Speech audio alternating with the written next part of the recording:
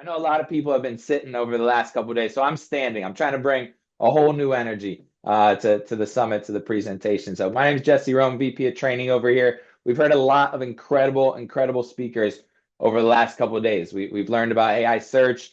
We've learned about the AI pipelines. We've learned about the latest trends and everything that we can do to really kind of maximize the impact of our team so far. But what we have not touched is we can have the greatest product in the world, the greatest process, the greatest launch in the world, and the best AI idea, but none of that matters if nobody uses it. And so what we're going to talk about is how can we drive that usage and how can we leverage AI to get that impact going. So I'll be with you for the next 20 minutes. I'm looking forward to tons of engagement in the chat, tons of energy coming from you all. Hope you guys are just as excited as I am. So quick intro, we're going to talk about the forgetting curve, what our other-centered approach looks like here at ASLAN, what the transformation process will look like. We'll make sure that we save at least 5+ minutes for Q&A. So let's dive into it. A little bit about me. I live in Phoenix, Arizona. Love to hike, passionate soccer coach. But really what my background is, spent a lot of time in tech, sales, training, leadership, and now I am the VP of Training and Solution over at ASLAN. ASLAN, for those that do not know, is a training organization. 30 years, we're celebrating our 30th, so big round of applause. I can hear it from there. Appreciate it. But we've been serving businesses like yourself for a long time, and so we are motivated to provide a deeper impact and make sure that we help our customers grow their relationships. And so if you ever want to learn more, there's more information, obviously, in the Brella site that you can dive into. But why I wanted to go over our experience and kind of some of the clients that we work with is because at the end of the day, your job is really hard. And I know there's a lot of different people on this call, but you have a million things coming at you. You spent money to come onto this incredible summit, learn from all these people. You're going to get some incredible takeaways. You're going to go back to your company, go back to your family, to your friends, to your coworkers, and you're going to have an awesome idea. Eventually, you're going to launch this new product. You're going to get it going. And then 3 months later, you're wondering, why isn't anybody using it? And then maybe, right, your boss tells you, hey, nobody's using that. Go ahead and work on the next project. And it might defeat you a little bit. And so if you're in enablement, I know I've been there. And if you're in sales and you're really trying to drive this new initiative, and like Jim said, people just keep going back to what I've been doing for 15 years. Well, like I always say, nothing will change, right, if we don't decide to change. And so this is what we're going after. The first thing that we need to really think through as you are launching something new. And so think through a use case in your head. You may be somebody that came here because you want to find the newest AI product and you want to launch it. You may be somebody that's building out a new hire onboarding program, or you're a sales leader, right? That's running a set of sales conferences and leadership meetings, or even a sales kickoff. The reality in training, and we've learned this the hard way in our industry, is you might have the best training in the world. Everybody's high-fiving you. It's an incredible product. But at the end of the day, 24 hours later, people will forget about 50% of what you said. And this is just adult learning. Like, don't take it personally. What you said really might have been incredible. But within a week, they're going to forget closer to 90%. So this is hard, right? Like, well, why is it even worth it? Like, why am I even putting in all this work if people keep forgetting about it? Well, there's a lot of things we can do, right? And there's a lot of things that people do. Great trainers, great organizations, great products have a set of reinforcements that we can do to combat that forgetting curve, right? Whether it's additional reinforcement sessions, it's emails, it's push notifications, it's one-on-one attention, and it's all the apps in between and systems that can optimize that. But what that does not address, and I know this is the theme over and over and over again, because I want to make sure it's clear. You can have the best product in the world, but even if you're testing their knowledge and you know that they know how to use that, it does not mean they will adopt it. And long term, it does not mean transformation. And when we say transformation, that's where it starts to be kind of a habit in their mind, something that they're doing subconsciously all the time. And so transformation is, how can we get them to actually apply it every day? And how can we see it actually start to impact their business? So we have an approach here at ASLAN. ASLAN is a little bit different than maybe some of the training organizations that you've worked with before. We believe in an other-centered approach. We believe in that other-centered approach with our customers, other-centered approach with our team members internally, right? And also an other-centered approach to the relationships that matter the most. Your husband, your wife, your kids, your friends. What other-centered means, right, is putting somebody else before yourself. And so it is the opposite of being self-centered. And so when you think about a traditional pyramid, an organizational pyramid, we have leaders at top, right? Anytime you go onto Workday or any organizational hierarchy, right, you're seeing the leaders at the top and the people that report to them beneath that. And so we want to start to think about the decision-making process and who's driving the initiatives. If you need to launch the newest AI tool, right, or you need to launch your next sales kickoff, who's driving it? Is it the leaders at the top, or is it the opposite approach? And so how can you in your organization and really in your way of life, how can you flip that approach? How can we put the customers at the top? Because at the end of the day, right, not only are we more fulfilled when we serve, but we will be more successful. And so the customers are at the top of this pyramid. The sellers need to serve those customers. When you will serve your customers, you redo your talk track, you redo your approach there, you will see results. But us as leaders have a responsibility, right? Our responsibility, right, yes, is to our stakeholders and to our executives that are pushing these OKRs and these initiatives.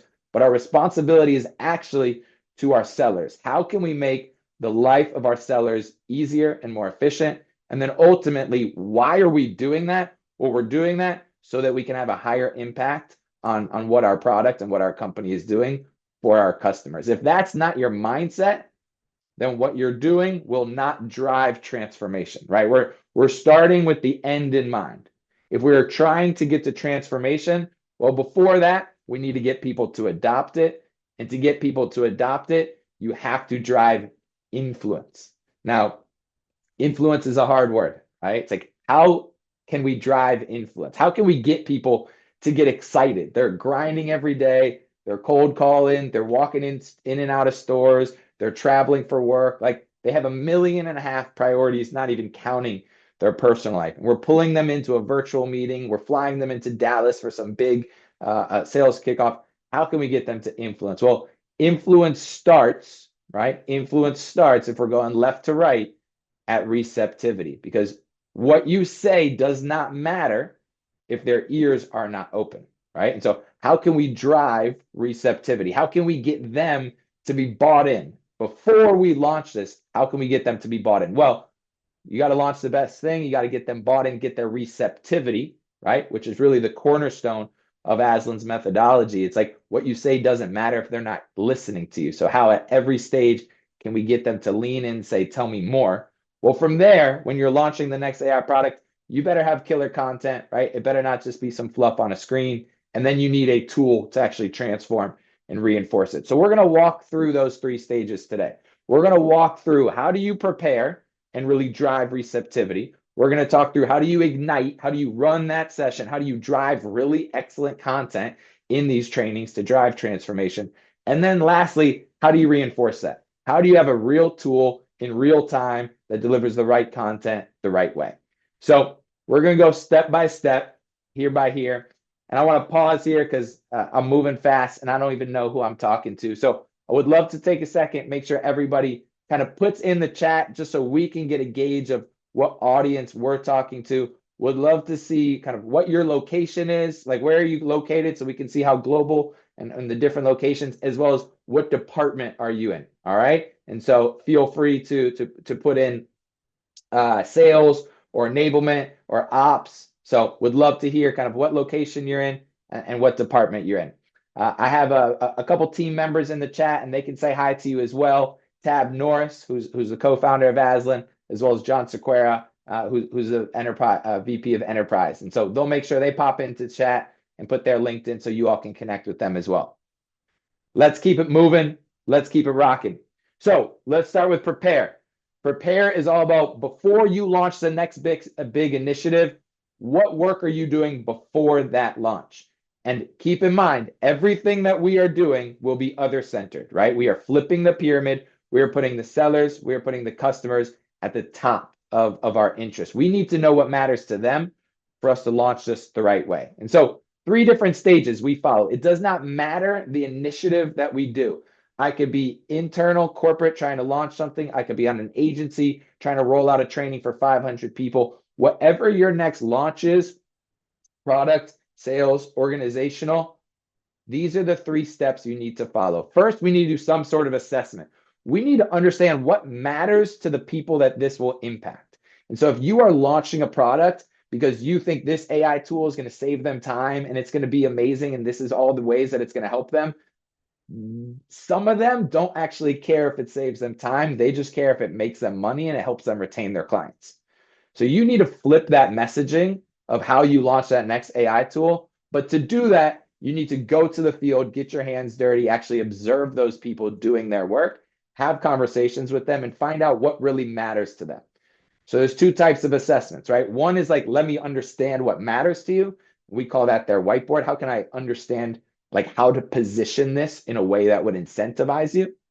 The other way to do an assessment is to actually do a capability assessment and to actually go out in the field, use AI role plays, go out and to listening to calls, use Gong analytics, and actually understand like what are the capability gaps and how can you be more successful there. Once you get that understanding, you need to have some sort of alignment meeting. I'm not just going to take that feedback and then just go build something. I'm going to build something and then run it back through what the front line is. If the front line is seeing that for the first time when you launch it, you've already missed your opportunity. So how can you involve them, like an AE council, a TM council, whatever you want beforehand? Alignment is also important at all levels, right? You need executive alignment, people at the top that can be your champions that can drive this, and you need alignment at the bottom to make sure that you have people kind of on the ground level that are fighting your battles for you. From there, we need customization, right? Canva is your friend, driving tools that use AI so that your presentation does not look stale. It does not look like words on a slide, but it pops, it comes to life, and it's tailored to exactly what they want. So we're using various tools like that. We've built some in-house. We've partnered with the geniuses over at SalesHood. We're using tools that analyze their capabilities, that have real role plays for real scenarios, understanding before we even walk into a training, right, and build content, where are they at for objection handling? Where are they at for the value proposition? And where should we better spend our time? And so would love you to take a second right now, everybody that's in the chat. I want to learn from you as well. There's a lot of tools out there, and you've probably learned about a lot more in the last 2 days. So what are the tools that you all have found success using, leveraging AI to help you in the assessment process, right? What are some of the tools that you all have been using to leverage AI during the assessment process? So while those answers are coming in and you're sharing some best practices, I want to share a couple disruptive truths with you throughout this, and that is that sales and product do not own the learner. You do.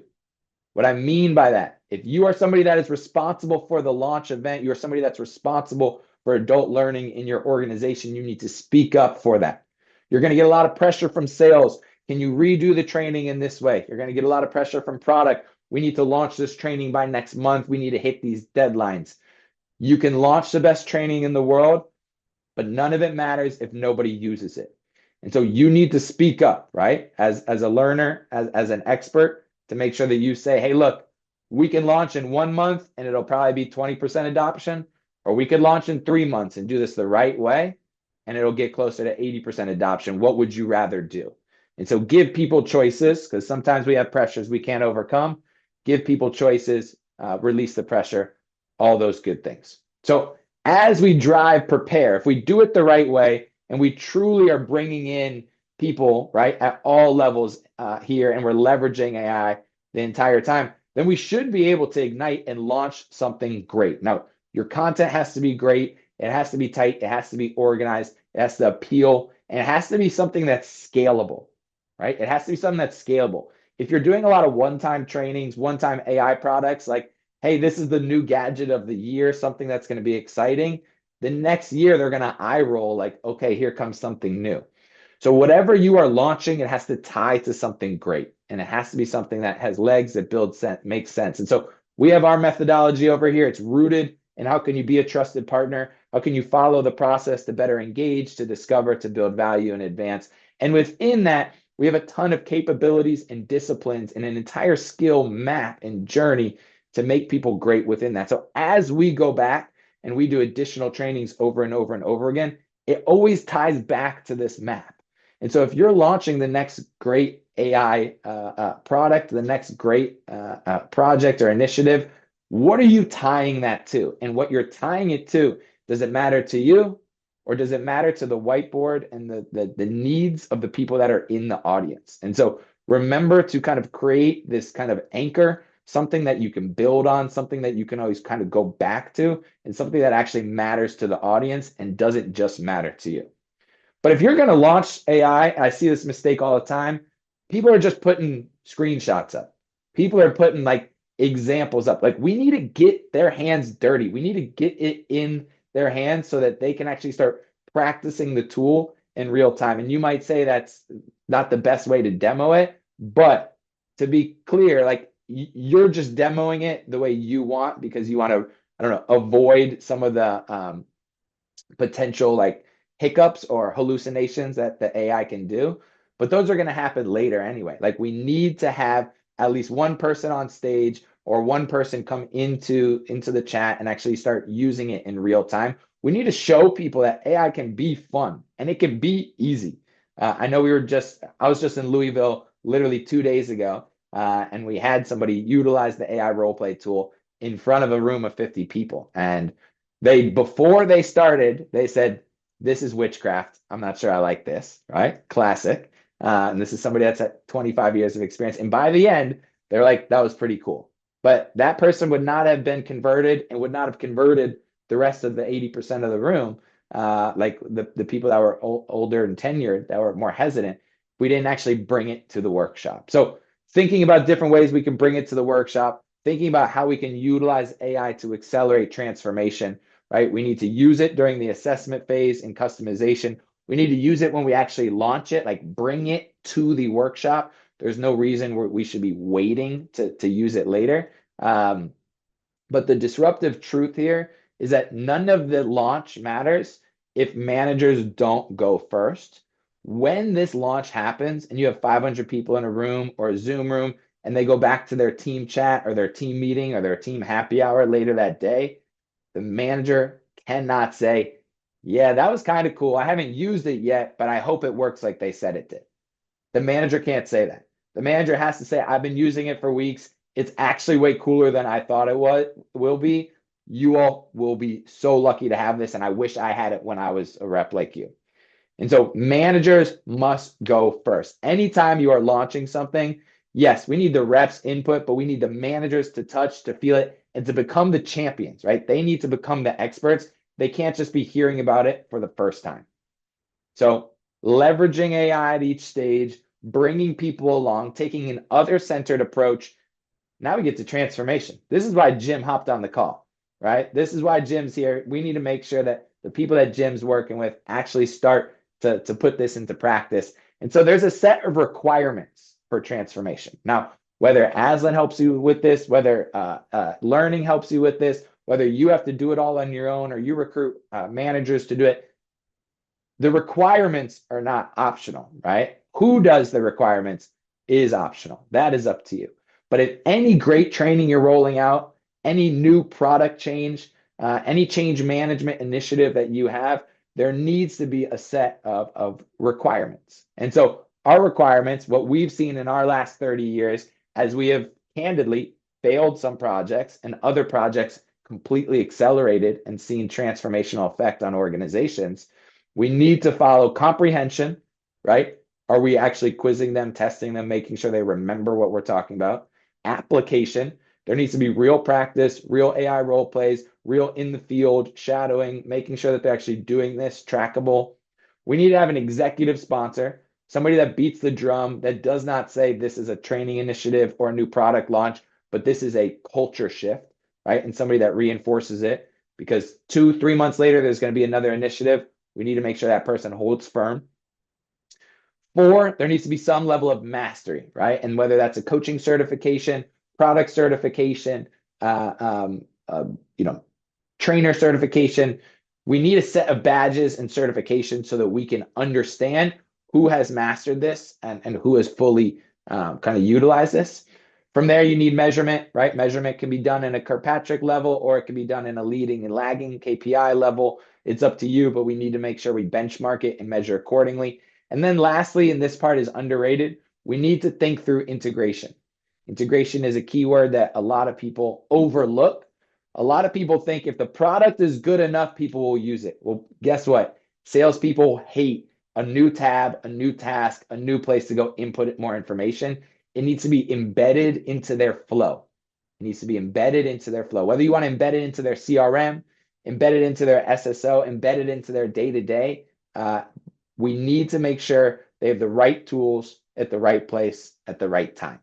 And so what we've done is we've built that, right? We've built ASLAN Plus. You're going to get a link here so that all you guys can try this out yourself. We've embedded all of our content into this library, and we've created what is this revenue enablement tool to serve you the right content at the right time. And so anytime you are looking to make a call, or you are looking to get better, or you're looking to refine your skills, or even implement kind of new coaching tactics, if you are trying to get better at your job, this is the place to do it. And so whether you use our tool or another tool, it has to be integrated into your flow of work, right? When you are getting out of the car, about to walk into a doctor's office, or it's Wednesday morning and you're about to hop into a discovery meeting, you need to be able to find the right content and the right exercises and the right guidance at the right time.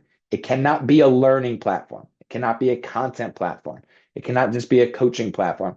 It has to be all of those platforms empowered by and fed by AI so that it can work fast and work for you at the right time. So ASLAN Plus is here. Again, we partnered with SalesHood to build this tool, and would love to get it in all of your hands so that you can see it as well. So John will drop that link in the chat so you all can see it. But we talk about sales enablement. We're here to like help, sales team. We want to be above that. We want to be revenue enablement. We want to help you drive revenue. And so this is the tool to do that. And these are the set of requirements within Transform to help you with that. So in summary, I think I got 5 minutes left, so we should be good timing. In summary, there's 3 stages here: prepare, ignite, transform. All right, prepare. We need to make sure we set the foundation. We do it in an other-centered way where we lead with the people that are in the audience first. Ignite, right? We need to make sure that we have great content that ties back to what matters to them. It's organized in a way, capabilities and disciplines, and managers go first. They are the champions. Last, transform. We have a set of requirements to make sure that this actually sticks and it becomes integrated into their flow of work. And you find a revenue enablement tool that works for you. So I want to make sure that everybody writes down either in the chat or to themselves, what is the one takeaway you got from this? What is the one nugget of knowledge that you feel can help you on your next launch? So feel free to write that in the chat. Would love to read all about it, and make sure that we connect on it. But we have 5 minutes left for Q&A. As you go into Q&A, we're going to drop a few links here in the chat, or you can QR code them. But the one at the top, that's our 30-day trial for the actual product, ASLAN Plus. So you can, try it for yourself. You can follow ASLAN on LinkedIn. Again, 30 years of business. We'd love to make it another 30 years and have you guys be a part of that. And then if you're interested in a newsletter, where every week or so, we will actually be sending out tips and tricks and driving more content like today. Would love to have you. Outstanding. Thank you, Jesse. I was correct in assuming that you were going to bring some great energy to that. By the way, one of the things you talked about is how do you make AI your own? How do you make it fun to do? Something I did, and anyone's welcome to do this because it's a no-brainer as far as the steps involved, is I turned my AI character into somebody I could relate to. I said, you're a middle-aged, pleasant-looking but not knockout woman, and you're from England, so you've got a British accent, and your name is Moneypenny. And when you address me, don't call me Jim, call me James. So I took it straight out of James Bond. I like that. I like that. Living your fantasies through AI. That's perfect, Jim. Yeah, she said, "Oh, what fun. A delightful idea. I'm happy to play along." It's great. That's great. I love that. Jesse, a quick audience question.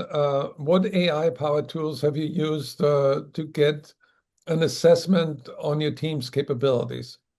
Yeah, it's a great question. We've tried different things in the past, but right now we're utilizing SalesHood's tool that we've white labeled, and that's called ASLAN Plus. And so we're basically custom building AI role plays that are built around the our capabilities and disciplines: engage, discover, build value, and advance.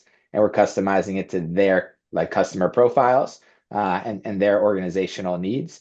And so from there, we're able to get kind of three different people, variety and tenure, to go out and take the same role plays. And what we love about this technology that we partnered with and that we're utilizing is that it's objective assessment. It's an objective feedback, and that's what's so great about AI. As leaders, we like certain people more than others, and we have this affinity bias towards certain people. So our feedback is actually more subjective than we think it is. And so utilizing kind of AI role play technology, and there's a lot of AI role play technology out there. I have nothing but great things to say about Udly and some of the other tools that are the AI role play specific.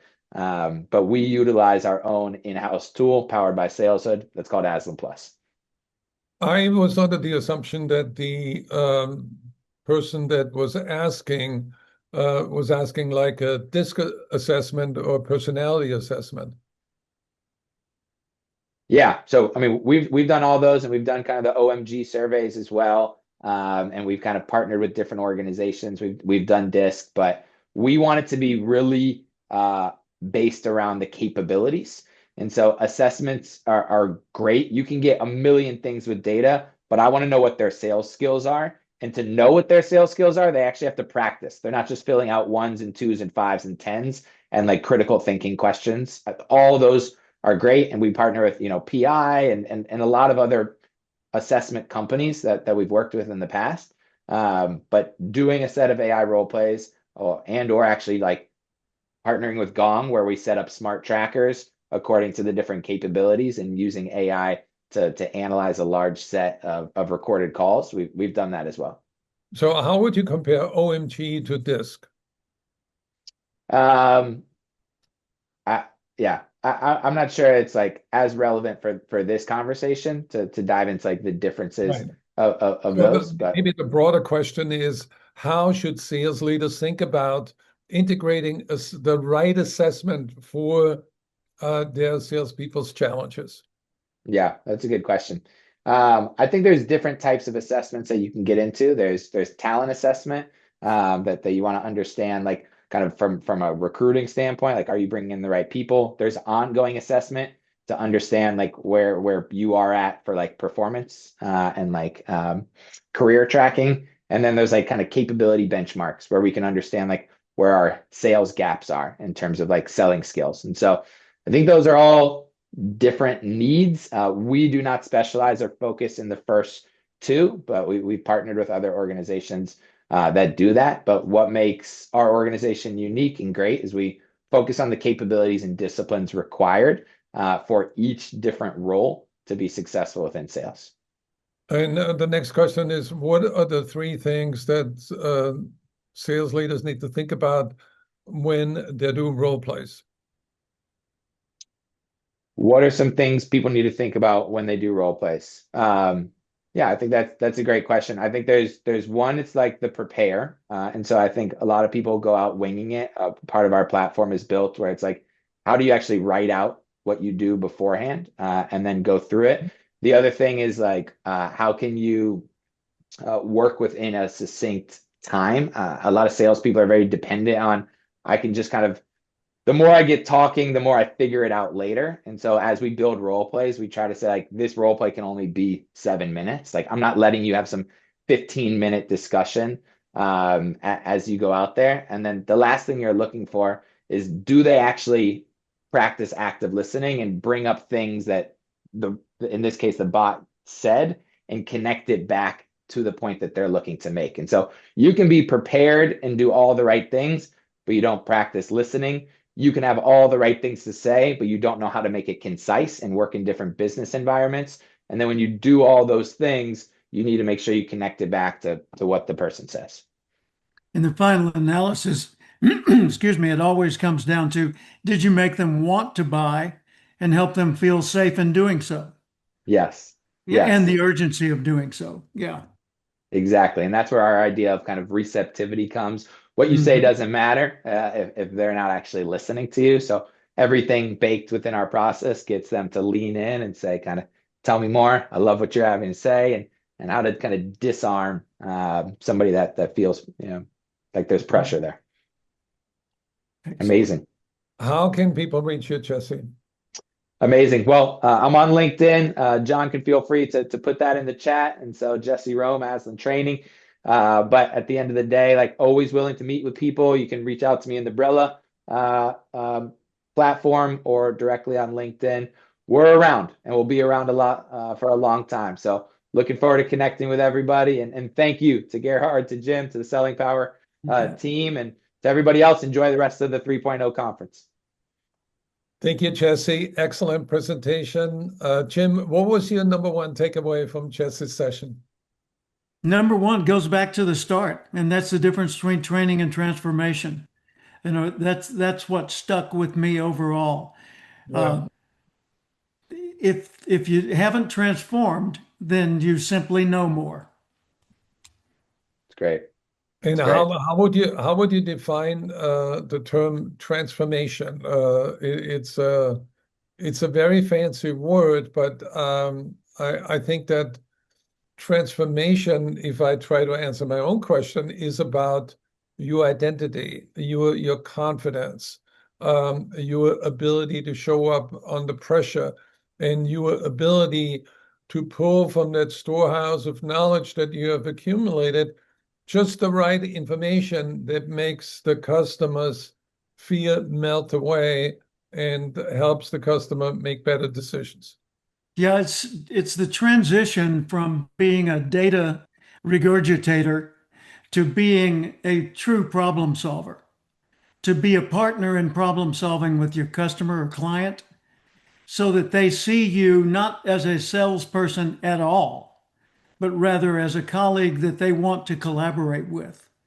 And it's a transformation of your state, not just of your skills and knowledge. And once that's accomplished, you can make sales, phenomenal sales, with very little data at hand. I, I, Great. I'm tempted to tell a story, but I'll save that for later today. All Okay. right, we need to close. We have 6 minutes before our next session, and I invite everybody in the audience, head over to the sponsor booth. ASLAN Training has tons of information. Catch those QR codes, sign up for the complimentary 30-day trial. It's free. You have nothing to lose. And ASLAN gets an A for doing the best job in the training industry. Thank you, Jesse. Thank you, gentlemen. See you all later. Have a good one.